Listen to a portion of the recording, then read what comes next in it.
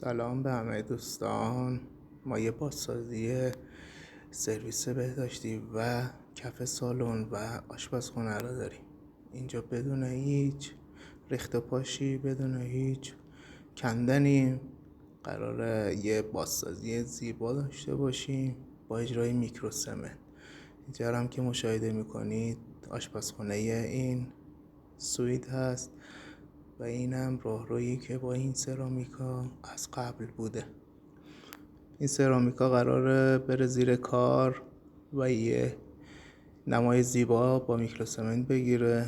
بین کابینت ها را مشاهده میکنید که همه سرامیک های بسیار قدیمی و رنگ خیلی ناجوری داشت.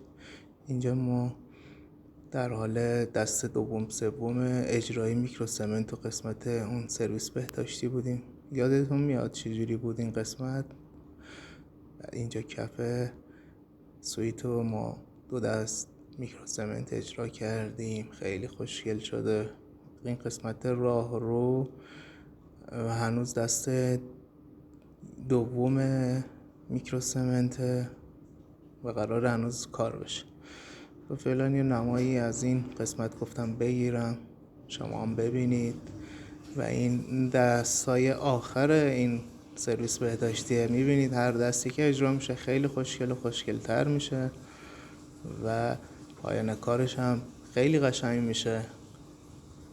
اینجا هم اون راهروی کثیف و زشت و با سرامیکای ناجورش الان رفته زیر کار. اینجا هم کفش قشنگ میکروسمنت زیبا اجرا شده و میبینید که یه سطح صاف و خیلی بدون خط و خش، بدون درز.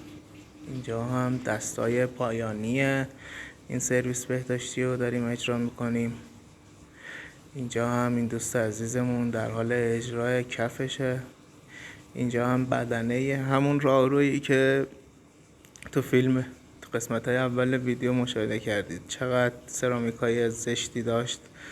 الان داره هر دستی که اجرا میشه زیبا و زیباتر میشه این قسمت.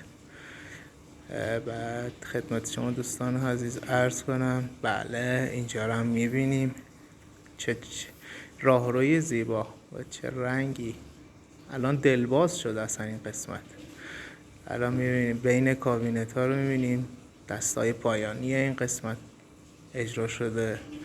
یه میکروسمنت خوشگل اجرا شد بدون هیچ تخریبی، بدون هیچ گرد و خاکی، بدون هیچ کثیفی اومدیم اجرا کردیم.